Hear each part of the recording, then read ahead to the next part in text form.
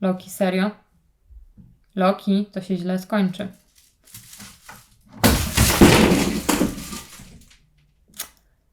Tak jak mówiłam.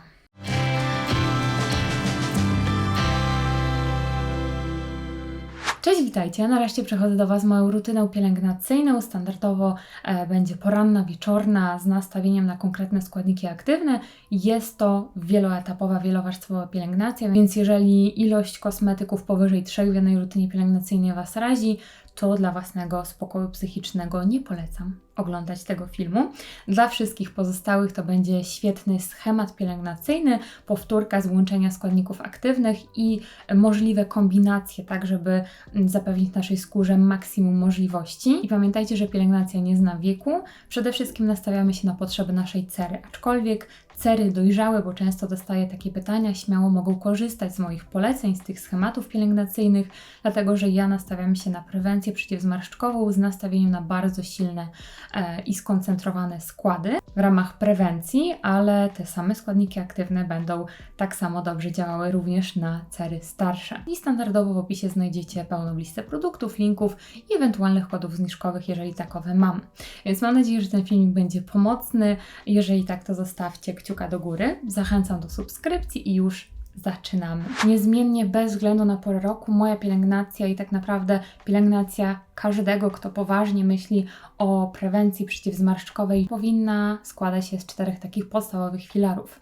Pierwszym z nich jest bariera hydrolipidowa, bo bez zdrowej bariery hydrolipidowej nie zdziałamy zbyt wiele. Nasza skóra będzie reagowała na każdy składnik aktywny podrażnieniem, będzie się buntowała, będzie wyrzucała nam wypryski, więc błędne koło. Także podstawą jest bariera hydrolipidowa. Na równi z dbałością o barierę hydrolipidową jest ochrona przeciwsłoneczna. To jest podstawa, dlatego że starzenie się dzielimy na wewnątrzpochodne, to wynikające z naszego organizmu, jak i zewnątrzpochodne i aż 80% tych czynników zewnątrzpochodnych stanowi promieniowanie UV, więc ochrona przeciwsłoneczna bez względu na wiek to jest klucz do sukcesu. Trzeci filar stanowią składniki aktywne, zarówno te takie silne o udowodnionym działaniu, jak i te pomocnicze.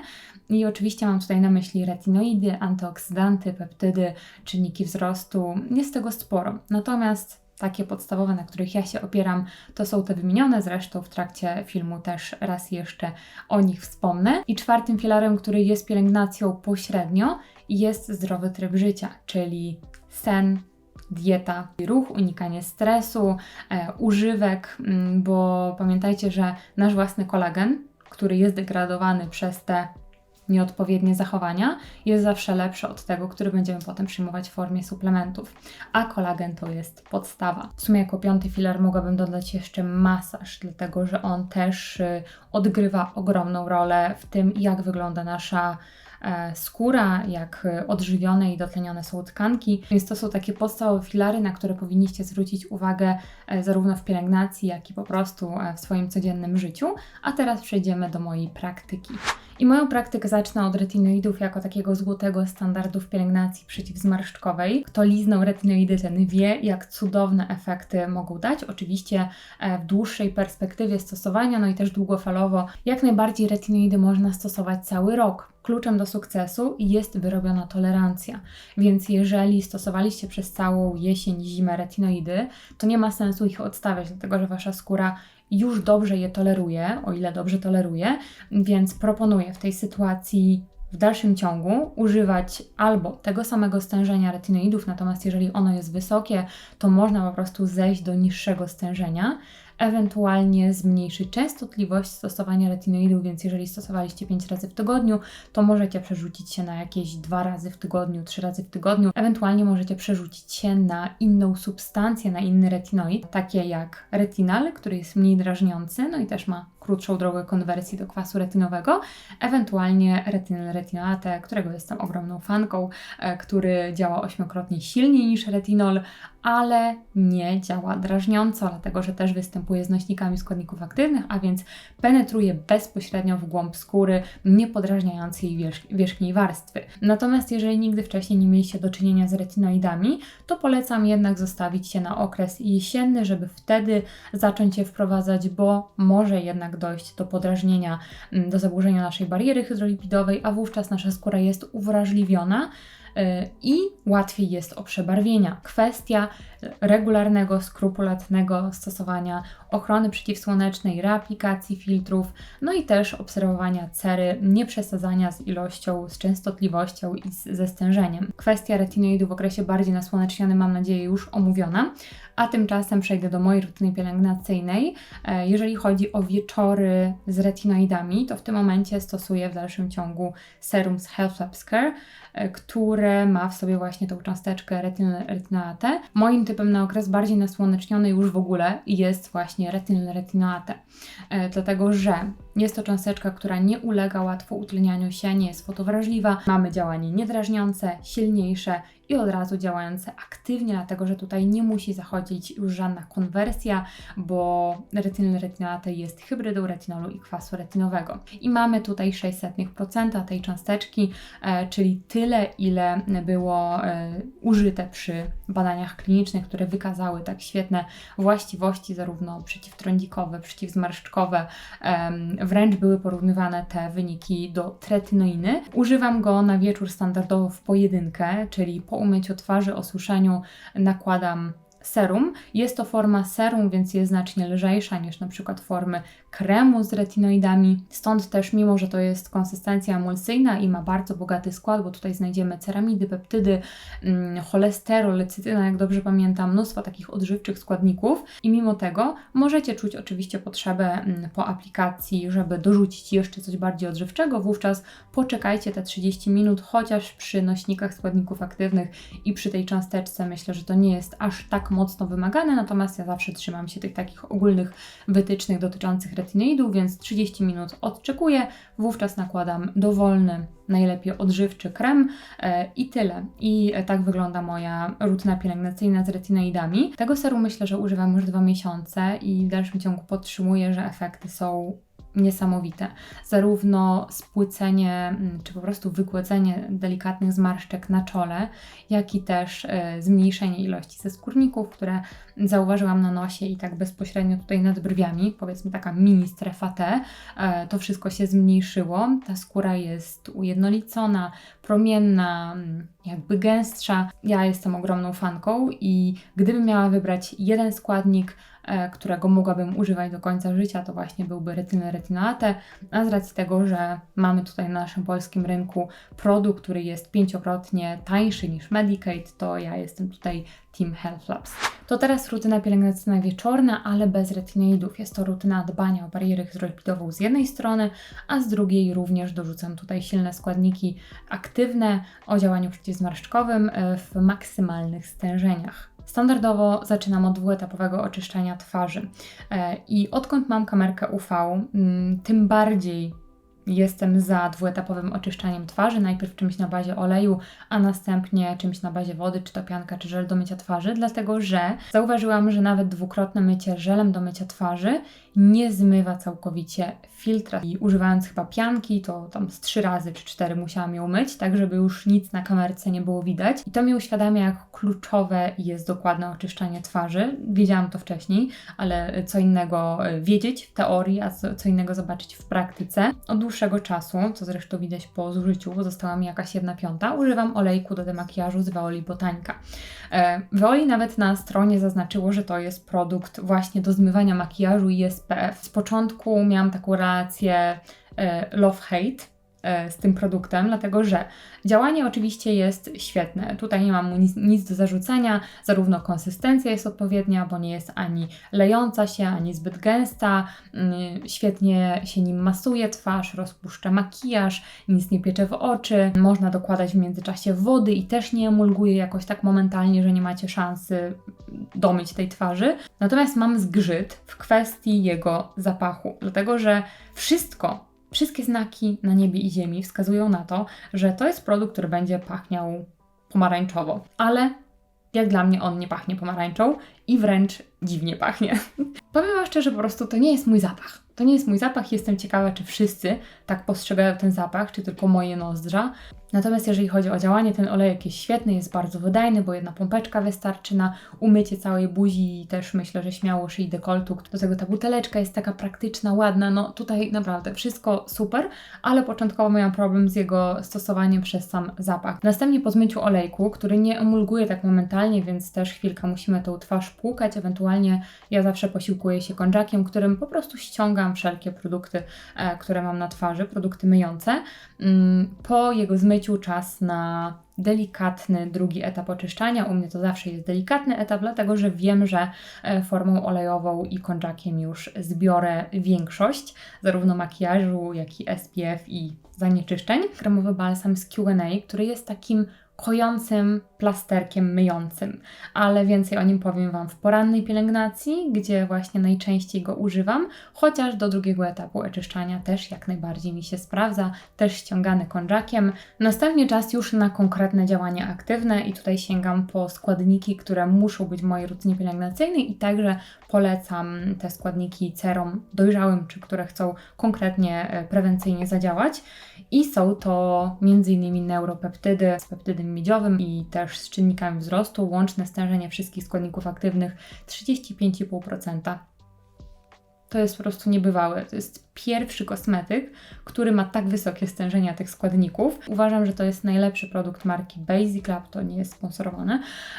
I to będzie jedyny produkt pewnie, po który będę sięgała, wiecie, buteleczka za buteleczką. Tak jak na działanie peptydów zawsze trzeba poczekać minimum miesiąc, tak ja zauważyłam już teraz, i to też wynika z wysokiego stężenia neuropeptydów, których mam 25%, że moja mimika jest okiełznana. Naprawdę w tym momencie, jak próbuję zmarszczyć brwi czy czoło, oczywiście zmarszczę, ale nie jest to tak oczywiste i nie jest to tak łatwe. Więc tutaj zdecydowanie mogę powiedzieć, że zauważyłam ten taki efekt Botox-like.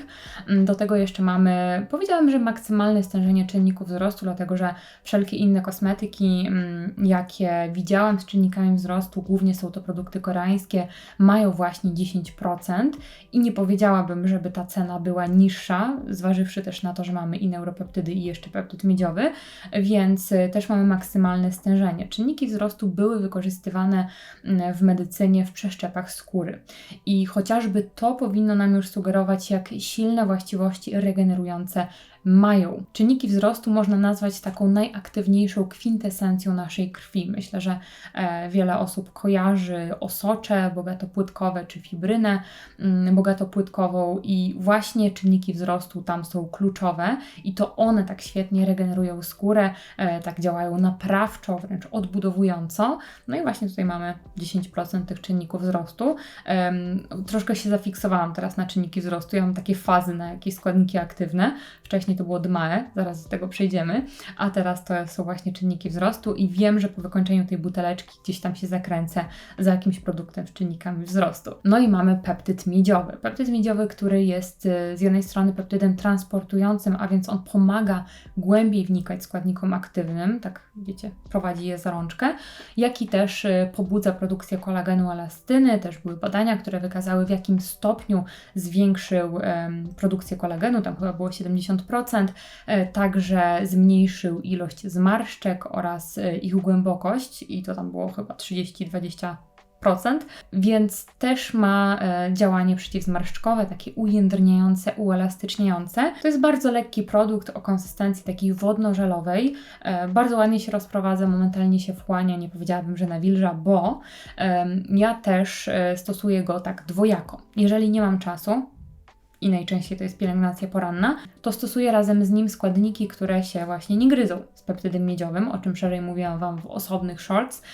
Podlinkuję Wam tutaj w opisie zarówno jak wygląda moja rutyna pielęgnacyjna z peptydem miedziowym, ze składnikami i produktami, które się nie gryzą z nim, jak i też, jeżeli mam więcej czasu, to po prostu czekam 30 minut od aplikacji tego produktu, zanim nałożę inne produkty z wyższymi stężeniami składników aktywnych i po prostu ze składnikami na przykład halatującymi, które występują w niemal każdym produkcie i naprawdę ciężko jest znaleźć produkt, który ich nie ma. Więc tak to sobie ograłam i w tym momencie najczęściej jest tak, że nakładam to serum i na przykład robię masaż. Robię masaż na sucho, tkanek głębokich, który mam już nagrany i też myślę, że jako następny film wrzucę właśnie ten masaż. On będzie takim life changing. Ewentualnie nakładam maskę LEDową, wiecie, robię cokolwiek.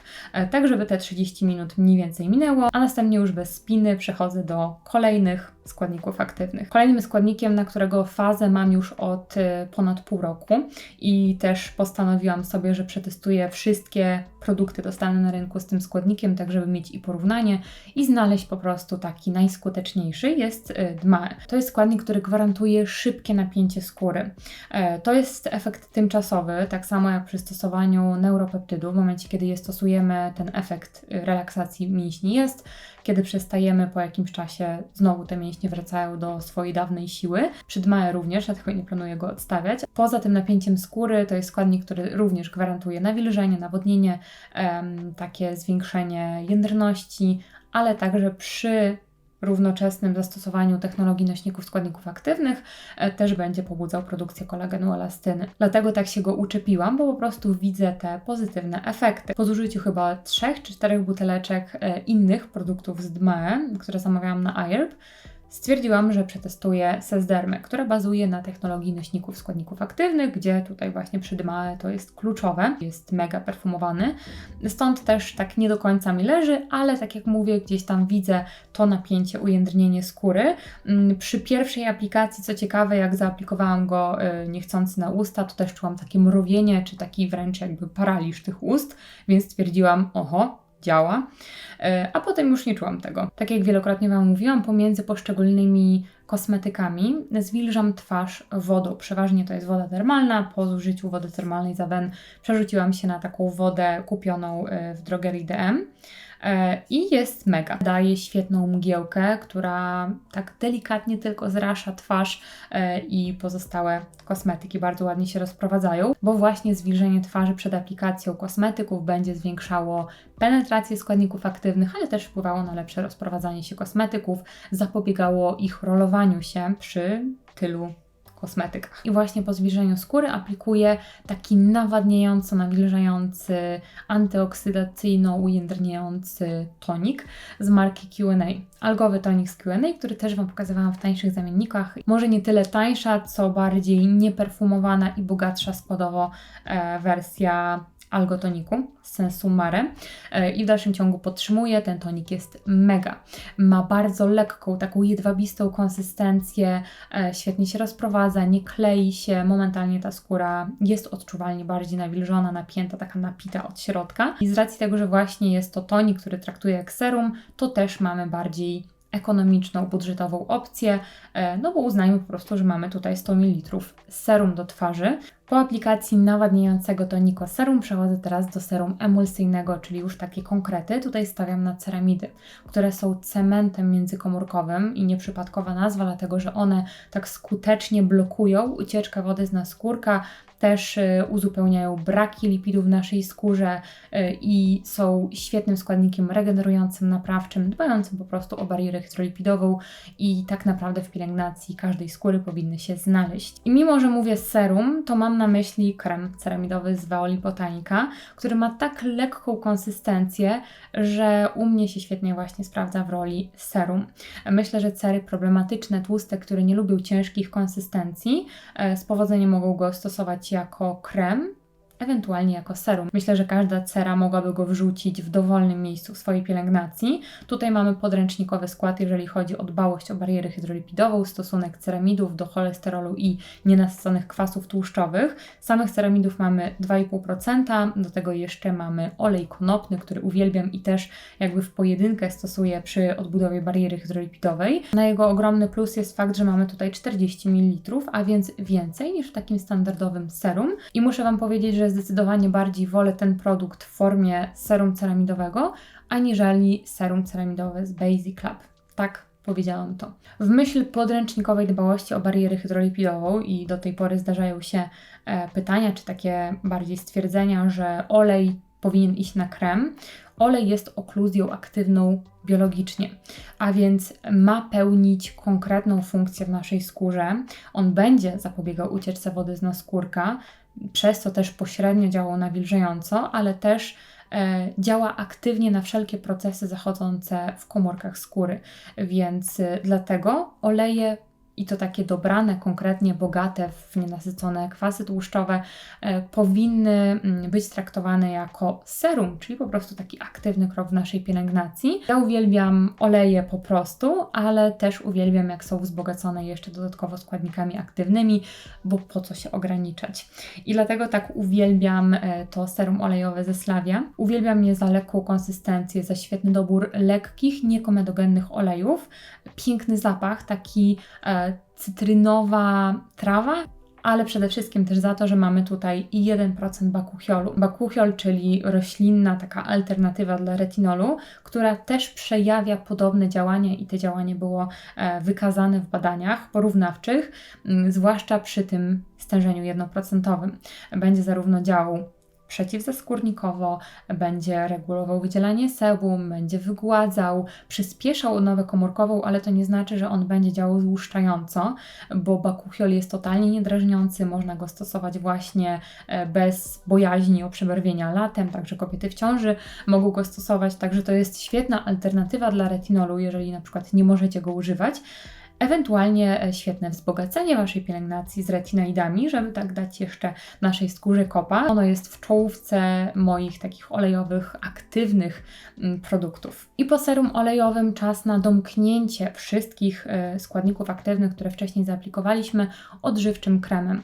I choć ten końcowy etap mógłby być najprostszy składowo, to mógłby być taki bardzo bazowy krem, który po prostu domknie nam pielęgnację, to ja też lubię, jak mój krem ma składniki aktywne i niezmiennie do dbałości o barierę hydrolipidową stosuję krem marki Skintra. Ja już go wykańczam, przeważnie sięgam, bo to już jest druga buteleczka, po niego w okresie jesienno-zimowym i dlatego jestem po prostu tutaj, jestem na wykończeniu. Czekam, aż przyjdą mi takie silikonowe szpatułki, które zamówiłam, żebym mogła wygrzybywać ostatki ze szklanych buteleczek. Mogę Wam podlinkować te szpatułki. Niestety AliExpress. Nie wiem, czy są może na Allegro, ale oczywiście pewnie źródełko jest to samo. Także to jest krem plaster kojący, który sprawdzi się na każdym typie cery, także na tych problematycznych, tłustych. Pamiętajmy, że te cery też potrzebują odżywienia, nawilżenia. Tutaj w składzie mamy ceramidy, mamy mocznik 1%, który pięknie zmiękcza, nawilża tą skórę, prebiotyki w stężeniu 1%, składniki fermentowane w 10% stężeniu, czyli działające jak prebiotyki, dbające o mikrobiom skóry, też azeloglicyna 2,5%, więc rozjaśniająca, kojąca, zaczerwienienia. Także tutaj mamy wszystko. Tak dobrego składu z taką kombinacją składników aktywnych nie znam poza tym. I jak wielokrotnie mówiłam, mogłabym mieć wiadro z tym kremem i po prostu, wiecie, czerpać z tego wiadra, ale najczęściej właśnie otwieram ten krem w okresie jesienno-zimowym, dlatego że on jest po prostu takim plasterkiem kojącym na skórę. Jeżeli macie wybitnie wrażliwą czy właśnie problematyczną skórę, to szczerze polecam. I może nie uwierzycie, ale to był ostatni etap wieczornej pielęgnacji. Jeszcze oczywiście są oczy, które są tak jakby pomiędzy tymi różnymi krokami w pielęgnacji, ale nie chciałam ich tam wrzucać, żeby Wam się nie pomieszało. Pod oczy w tym momencie używam kremu, to chyba jest krem, pod oczy i wokół ust z marki Jonel. Sięgnęłam po ten produkt, dlatego że marka Jonel słynie z takiej technologii nanodysków, a więc też nośników składników aktywnych, które transportują głębiej substancje aktywne. Są stosowane w gabinetach kosmetycznych, tylko nie jestem pewna, czy gabinety wtedy nie mają jakichś takich osobnych linii tylko dla nich. Ten krem zamówiłam w momencie, kiedy moja okolica pod okiem jakoś tak gorzej wyglądała i potrzebowałam czegoś, co napnie mi tą okolicę pod okiem, dlatego że zarówno z wiekiem ta skóra pod oczami wiotczeje, jak i też staje się cieńsza, ubywa nam tkanki tłuszczowej i muszę Wam powiedzieć, że już po ponad miesiącu używania naprawdę widzę różnicę. Ta skóra jest zdecydowanie bardziej napięta. Nie wiem, czy tutaj miał wpływ na zmarszczki, bo też używam innych produktów, natomiast jest zdecydowanie bardziej napięta. Konsystencja jest faktycznie taka kremowa, lekka, jedwabista. No oczywiście to nie jest naturalny skład, więc ta jedwabistość też z czegoś wynika.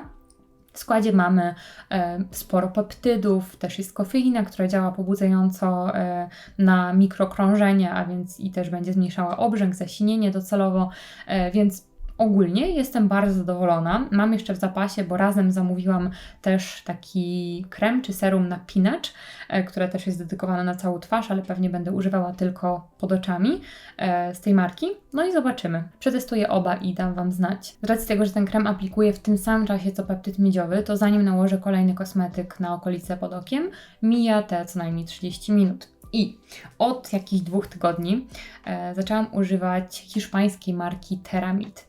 To jest ta sama marka, pod którą jest Transport Lab, który bardzo lubię, i tam chyba jeszcze jedna marka. I wszystkie te kosmetyki, wszystkie te serie mają naprawdę bardzo przemyślane, skoncentrowane składy, konkretne stężenia składników aktywnych. Dlatego tak bardzo chciałam przetestować te kosmetyki. No i pewnie tak, wiecie, małymi kroczkami będę je testować. Na razie chapnęłam krem pod oczy. Mamy tutaj konkretne stężenia składników aktywnych, mamy 5% kompleks peptydów, mamy 5% kompleks ceramidów. To jest najwyższe stężenie ceramidów, jakie do tej pory widziałam. Do tego 5% stabilnej, pochodnej witaminy C i 0,1% retinolu w formie kapsułkowanej.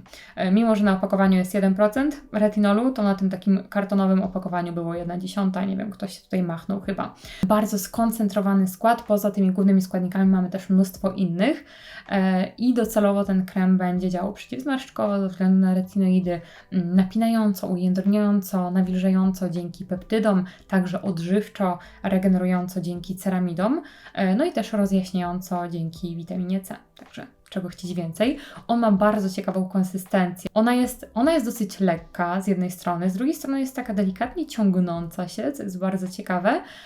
No i finalnie po aplikacji ta skóra jest zawsze taka mega wygładzona, nawilżona, przepięknie wygląda.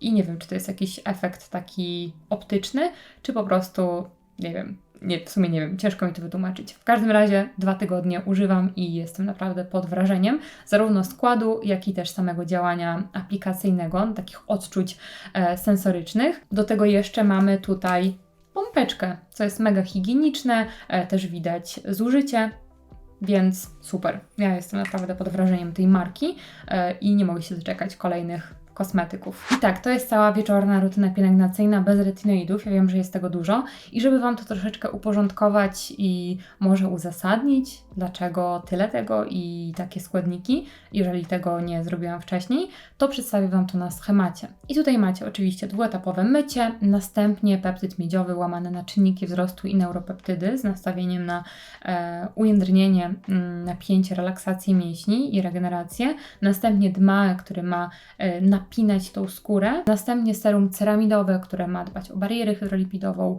odżywiać ją, regenerować, następnie serum olejowe, które pośrednio ma nawilżać, też zapobiegać ucieczce wody z naskórka, no i ze względu na bakuchiol też mieć działanie przeciwzmarszczkowe i ujędrniające. Na to odżywczy krem plaster, tak go nazwijmy, który nie tylko działa tak domykająco, ale przede wszystkim też ma działanie nawilżające, odżywcze, kojące, regenerujące i tym podobne.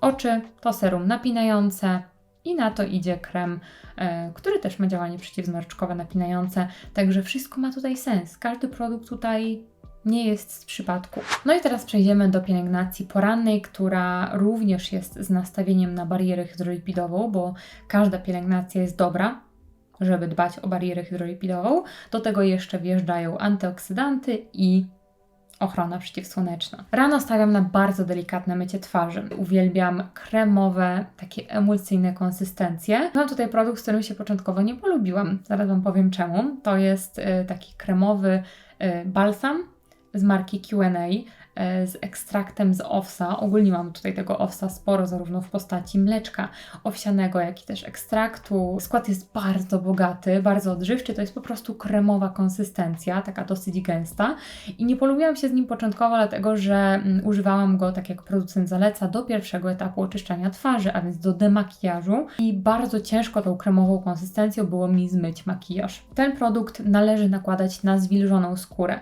a więc czy przy demakijażu, czy przy samodzielnym myciu twarzy, należy zwilżyć twarz, a następnie zaaplikować troszeczkę go. Nawet w trakcie masowania skóry zawsze dokładam tej wody, tak żeby ta konsystencja była jak najlżejsza.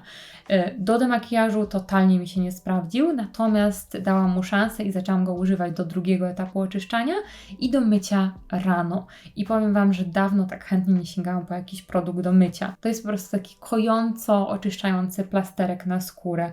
No mega, to jest tak przyjemne. I po zmyciu go, gdzie też troszeczkę trzeba się namachać łapkami, ale używam konjaka do tego.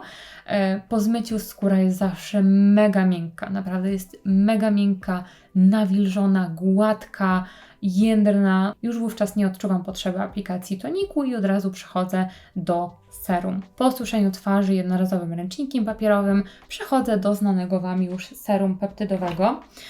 I jeżeli chodzi o poranną pielęgnację, to tak jak mówiłam, albo na szybko w ramach shorts, albo z odczekaniem tych 30 minut, jeżeli mam czas, w tym czasie albo się masuję, albo piję kawę, jem śniadanie, cokolwiek.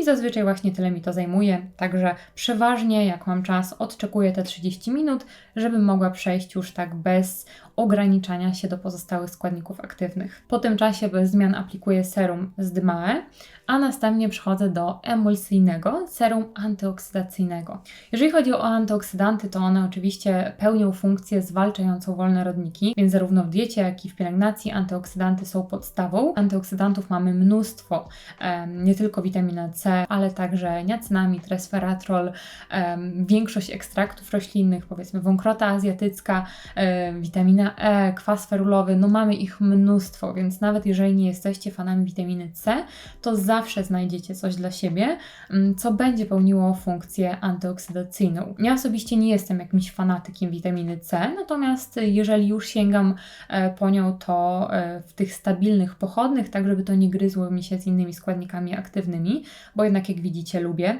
żonglować tymi składnikami, więc stawiam na stabilne pochodne i po prostu wybieram produkty z wyższym stężeniem tych stabilnych pochodnych, tak żeby też i było zwiększone zwalczanie wolnych rodników i po prostu, żeby to działanie było silniejsze. I już od może 2 miesięcy, 1,5 używam serum antyoksydacyjnego z marki Veoli Botanica Good to See You.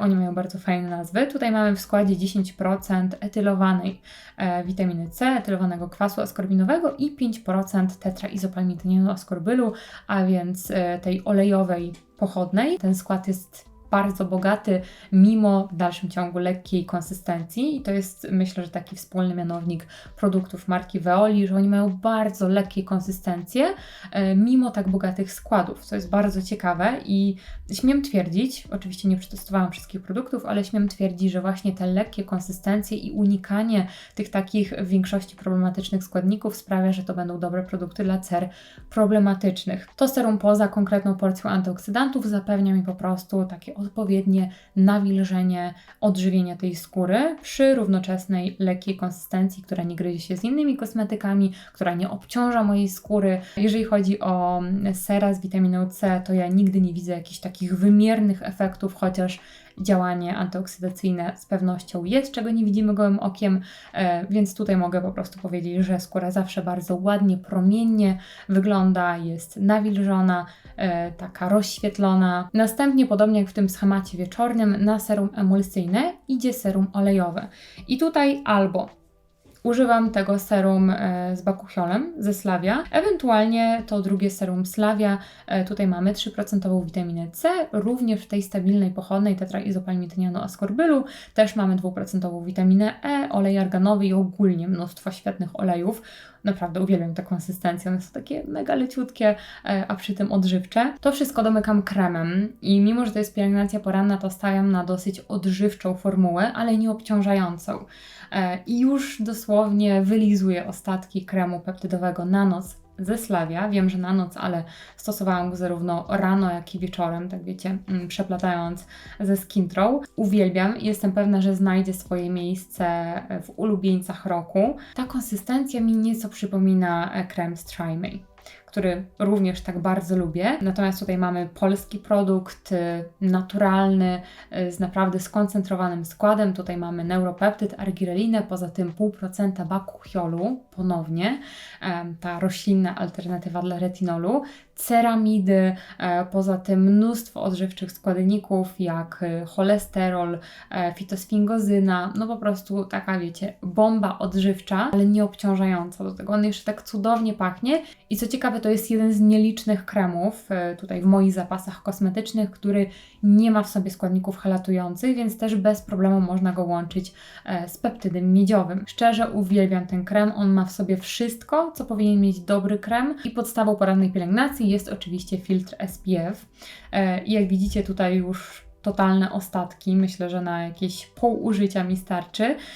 To jest filtr z Beauty of Joseon. To jest marka koreańska, mamy tutaj SPF 50, mamy tutaj 30% ekstraktu z ryżu, poza tym prebiotyki, bardzo bogaty skład, filtry chemiczne. On jest totalnie nieproblematyczny. To jest chyba najmniej problematyczny filtr, jaki kiedykolwiek miałam. Nie bieli, przepięknie się rozprowadza, nie roluje się, nie szczypie w oczy, mimo że podjeżdżam pod gałkę oczną. Przepięknie wygląda na skórze, tak promieniście, ale to też nie jest kula dyskotekowa. Lekka konsystencja, świetnie się reaplikuje, no po prostu cudo. I to też jest filtr, do którego z przyjemnością bym wróciła. Standardowo osobno pielęgnacja oczu i bez zmian najpierw używam kremu z Jonel i na to, wbrew temu, że to jest serum, używam Woli Botanica 20 Seconds, a raczej używałam, bo już do nagrywania Wam przybitek zużyłam totalnie wszystko. Wygrzebałam jak mogłam, czymkolwiek mogłam ostatki. W działanie tego serum nie wierzyłam, dopóki nie zaczęłam go używać, a zaczęłam go używać w styczniu, więc zeszło mi 3 miesiące na wylizanie buteleczki i naprawdę to działanie jest. On świetnie wygładza tą skórę, naprawdę jakby optycznie te zmarszczki wygładza, odżywia, nawilża przy bardzo lekkiej konsystencji. To serum docelowo ma zarówno pobudzać mikrokrążenie, napinać skórę, ujędrniać, też ma mieć właściwości takie unoszące górną powiekę, co też zauważyłam, że ta górna powieka nie wygląda źle. Oczywiście używam w różnych kombinacjach, no i też z masażem, więc obstawiam, że tutaj to wszystko ma na to wpływ. Mam kolejne opakowanie i pewnie coś tam w międzyczasie przetestuję innego, natomiast jestem pewna, że do niego wrócę. No i tak jak mówię, nie wierzyłam w jego działanie, dopóki go nie przetestowałam. Myślę, że nie jestem odosobniona. I podobnie jak przy pielęgnacji wieczornej, pokażę Wam to wszystko na schemacie, żeby to tak sobie uporządkować. Więc kolejno, delikatne mycie, następnie przede wszystkim stawiam na peptydy. Tutaj mamy neuropeptydy, czynniki wzrostu, peptyd miedziowy, po 30 minutach DMAE, na to serum antyoksydacyjne z 15% witaminą C w stabilnych pochodnych, następnie serum olejowe, czy to z 1% bakuchiolem, czy też z witaminą C 3%, na to krem, który w sobie też ma peptyd, bakuchiol, ceramidy, prebiotyki, a na to idzie też filtr SPF, który również ma prebiotyki i 30% aż stężenia ekstraktu z ryżu. Także tutaj żaden kosmetyk i składnik aktywny nie jest przypadkowy. Stawiam przede wszystkim na działanie przeciwzmarszczkowe, antyoksydację i ochronę przeciwsłoneczną. I żeby uniknąć komentarzy w stylu czemu omijasz szyję i dekolt, albo przecież twarz kończy się na biuście, pokażę Wam moją pielęgnację szyi i dekoltu. Rano przeważnie nie używam żadnych środków myjących. Tutaj używam wody i takiej myjki z Rossmana, którą właśnie tak fajnie ściągam wszystkie zanieczyszczenia, potem i tak przymywam wodą, no bo wiadomo, że ta myjka nie jest sterylna. Przymywam wodą, osuszam i następnie aplikuję esencję. Jest to esencja z Filorgi, z tej takiej serii NECF. Kiedyś miałam krem z tej serii pod oczy i naprawdę świetnie mi się sprawdzał. Tutaj mamy taki kompleks 50 składników aktywnych i to mi służy już jako taki pierwszy aktywny krok, coś a la serum, więc też aplikuję je na lekko zwilżoną skórę. Po esencji ponownie zwilżam skórę i aplikuję Tonico Serum z Q&A, z algami, z kwasem hialuronowym, mnóstwo wszystkiego, który właśnie mi tutaj też dodatkowo jeszcze tą skórę nawadnia, nawilża. I domykam to wszystko również bardzo lekką konsystencją tonikiem ceramidowym z marki Veoli. Też używam tego toniku na twarz, na przykład zamiast serum ceramidowego, dlatego że tutaj mamy również taki podręcznikowy skład pod kątem bariery hydrolipidowej. Mamy tutaj konkretne stężenie i stosunek ceramidów, cholesterolu, nienasyconych kwasów tłuszczowych, też jest zielona herbata, jak dobrze pamiętam, enzymy dyni, więc to też jest świetny produkt dla cer skłonnych do niedoskonałości.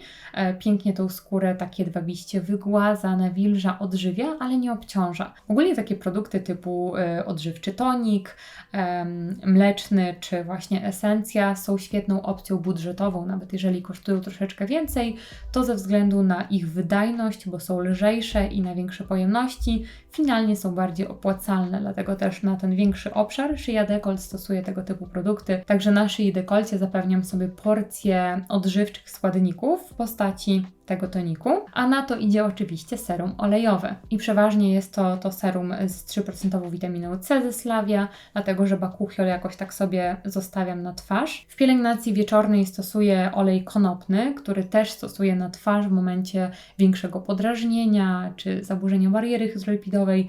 Olej konopny w takiej konkretnej porcji ratuje mi życie i domykam to też dużą pojemnością kremu owsianego z Soraya.